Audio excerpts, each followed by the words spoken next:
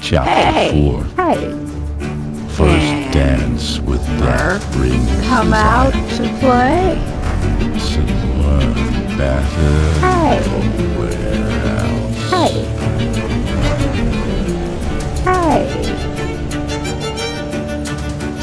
Chapter 4. First dance with death brings desire. The very sea itself was underwater and upside down with storm and fury, waves crashing and smashing against the weary hull of Bloodstain's lullaby as it pushed itself through this biblical weather event. This was unlike anything Sarah had ever experienced before. She hadn't ever heard the boat cry out with creaking and snapping death pangs like this. They wondered just how much water they could possibly take on before being swallowed up. To make matters even more extreme, they were in the middle of a raid, the air heavy with the smell of gunpowder and salt, clouding any remaining view of the targets they aimed to destroy, or the relentless waves that aimed to destroy them all. Amidst all this chaos, Serafina found herself face to face with her first kill. The man was a slaver, his hands stained with the pain and suffering of countless innocent souls, as well as the battle at hand. He was wounded and scarred, but also still armed, angry and very dangerous. Serafina was ready, instinctively, and with the teachings and trainings of Sinbeard, Savarosa, and so many others now, she was ready to choose life. She was going to choose victory in her first kill or be killed situation. Her heart pounded in her chest, a cacophony of angry fear and supercharged adrenaline pumping at a pony's pace. The lessons from Sinbeard echoed, then shouted in her mind as she lunged forward, her trained and trusted loyal dagger firmly in hand.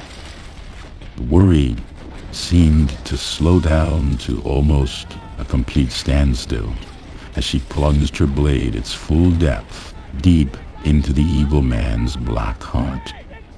His shocked gasps filling the air brought reality back to real time. She saw the light leave his eyes, his lifeblood staining the wooden deck beneath them both. It was somehow as beautifully dreamy as it was terrifically tragic. There was an awkward and somewhat strange sense of satisfaction. She shuddered slightly as this feeling passed over her. She had helped liberate the souls he and his people had held captive. We ended his particular brand, forced him to resign his reign of terror, and in doing so, she had reclaimed his fallen, or rather taken, power for her own and those of and with her own. Years later, after her transformation from Sarah into Serafina, she would often think back to this first kill, reveling in it, in exaggerated detail. Sometimes her imagination would let her embellish as far as chopping off his head before kicking his lifeless rest overboard. Most often, then, she would remember it exactly as it was, in all of its glory, with careful details like how the rain kept washing the blood from the wound on her head into her left eye. She had to squint through half the other, very right eye she had used to spy the forbidden fruit of privacy from Sinbeard and Sabrosa morphed into Murph so many moons ago. She felt a strange sensation coursing through her, a surge of power, of liberation, of satisfaction. It was happening again. She was coming, standing above the blood and death she had created, her in the pouring rain with glorious thunder and lightning blessing the moment behind, her body released into full orgasmic ecstasy. It was akin to the feeling she had experienced during that first orgasm, like different, somehow more intense, more profound. A release of a lifetime of tension, a catharsis that left her beyond breathless, yet now yearning for so much more.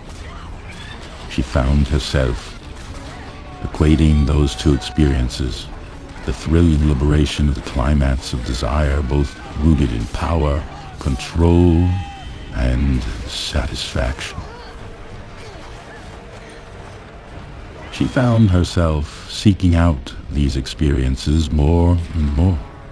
Each time she freed a captive, each time she dispatched an evil man, she felt that exhilarating rush, that satisfying release of tension. And each time she explored her Olade, she found herself thinking of her victories, her triumphs, her liberations. As she severed an evil neck, she thought of amazing sex, just as when, intimately embracing another, she had to keep herself from climaxing into ultimately taking their life as her full release. She knew she had better go back to the book and talk to someone about these feelings before a day might come when those feelings awake before she does. Her sexuality and her warrior spirit became impassibly entwined, each feeding off of the other, each amplifying the intensity and satisfaction of the other. She found herself yearning for her dance of death and desire, a thrilling, erotic, exotic, broken ballet of lost, liberation, and life. This marked another turning point in Serafina's life. She embraced and encouraged her dual nature, the warrior and the woman, the liberator and the lover, the beauty and the beast. A now nightmare for the wicked. Somewhere across the seas, aboard the blood-stained lullaby, Serafina was, and not just a survivor, now a warrior, a liberator, a woman of power, strength, and passionate, steadfast resolve.